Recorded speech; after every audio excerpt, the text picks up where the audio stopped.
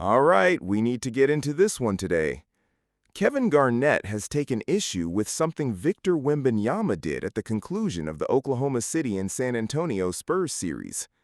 KG's position is that Wemby showed too much emotion after closing out that series, and he feels like that level of celebration wasn't the right look given the bigger picture. Now, what makes this critique worth paying attention to is the relationship between these two. KG actually worked with Wembanyama this past summer on the court. There's footage out there. Photos from that session circulated as well, and from what you can see, Wemby was genuinely picking Garnett's brain. This wasn't a casual encounter. Victor has made it a point to seek out the people he respects most in the history of this game, sit with them, absorb their knowledge, and apply it not just to his skill set, but to his overall approach and mentality as a professional. So when someone with that kind of direct connection to Wemby comes out with a critique, it carries a different weight than your average outside opinion. Garnett's message essentially comes down to this. The emotion you showed after beating Oklahoma City needs to stay in check because the real challenge is still ahead of you. Don't spend your energy celebrating a stepping stone. He's crying in motherfucking Western Conference Finals. That was too emotional for that to be. That was too emotional for me. Oh, was? Yeah, man. He got 4 more games to try to get. You got to go through the finals now. Nah, you still got to be even killed right here. And that trophy, that ain't what that's cool. Yeah, we beat them, cool. But I got a whole nother sight and it's up here. It's going to take my energy to run up this hill. I can't be you. Nah, that's how bad they wanted to beat OKC. You know what I'm saying? But man, this right here, nah. And then to me, this is the Knicks' only window I see. They got to get it right now. I'm talking about you got no Boston on here, you got no OKC, you got to go now. You got to go now. So the Knicks are on an 11-game win streak right now, and they have the best point differential ever in the playoffs. So they're smashing teams. No, they are, but I don't want to give fools gold. Okay. Like, I'm going to be really honest. The Knicks ain't seen this type of defense right here. They ain't seen this San Antonio. Right. And they ain't seen this type of Wemby.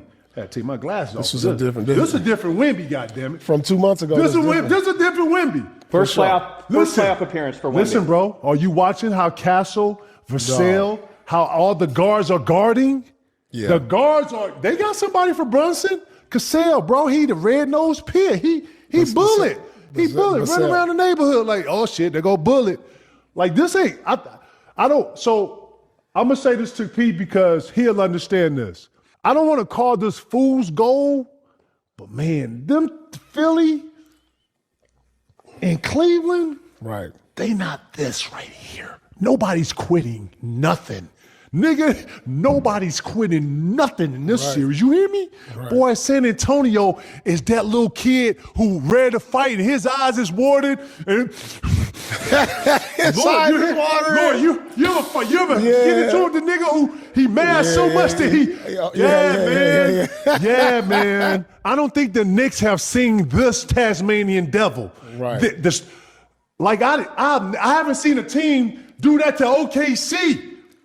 Bro, I ain't seen nobody do that to OKC. I know they was hurt, but I ain't seen nobody do that to OKC. They beat him 8 times. Man, come on, man. 8 times. Man, and then said, They hey, got to man, get better. You know what he said? Yeah, they probably got to get better. You know what he said? Yeah. You know what he said? We're better than them. He said that. He didn't think it. He got on the mic. Hey, yeah, OKC? He didn't even want to answer that question. He was like, what? Oh, yeah, we beat them 4 times and 3 times. He was looking for the next question. You hear what I'm saying? Look, I hear what KG is saying. The principle behind it makes sense. You don't want to ride too high or too low after any single series, regardless of how hard you fought to win it. And everybody knows how much was invested in Oklahoma City this season. That was a serious team. But here's the context that I think needs to be part of this conversation. Wembanyama is navigating territory that very few young players have ever had to navigate. Think about what he's actually dealing with, heading into the NBA Finals in year 3 and doing it as the favorite in many people's eyes. That's not a normal situation for a player his age. Add to that the fact that he dealt with a blood clot last season, which means this is essentially only his second full healthy season in the league. So the emotional weight of getting to this point is real, and it runs deeper than just winning a playoff series. And let's just sit with what we're actually looking at here. The face of the league potentially playing a 7-game series at Madison Square Garden. That's not just a finals matchup, that's historic cinema for the NBA. That's the kind of moment the league has been waiting years to deliver. Everything about this is compelling. So when Wemby showed that emotion after closing out OKC, I don't read that as complacency. I don't think he was sending a message that he's satisfied or that the work is done. I think it came from a genuine place. Coming back healthy after the blood clot scare, watching this group grow together into something tight and unified, and reaching one of the goals they set at the beginning of the year, that emotion was real, and it was earned. KG's warning comes from a place of care. He clearly means well for Victor, especially given the time they spent working together this past summer. But complacency doesn't appear to be anywhere in Wembanyama's DNA. Everything we've seen from him suggests he wants to be the greatest, no exceptions, no asterisks. The only real obstacle standing between him and that ceiling right now is health. Because skill-wise, work ethic-wise, and mentally, this man is already operating at a remarkable level, and he's only at roughly 50 to 60% of what he's ultimately going to become. When he fills out that frame, when you genuinely can no longer moor him out of the paint, it's going to be a different conversation entirely. Right now, you might see moments in the finals where a physical, experienced defender like OG Anunoby gives him some resistance here and there. But give it a few years, and that window closes completely. He's going to be turning and shooting over the top of everybody, and there won't be an answer for it. And the skill level is what makes him truly unique. He's not just a dominant big who relies on size. He can make the right pass out of a double team.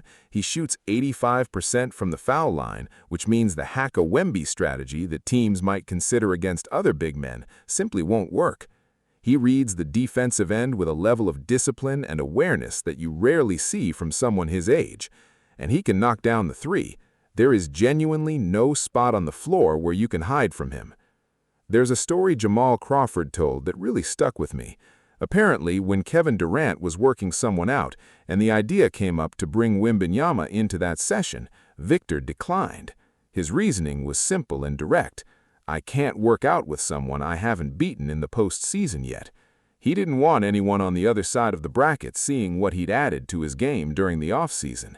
That mindset, that's Kobe, that's Jordan, that's the competitive wiring that separates the great ones from everyone else.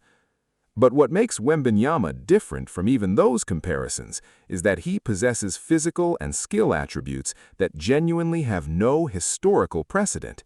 Nobody who has ever played this game has combined everything he brings to the table at his size.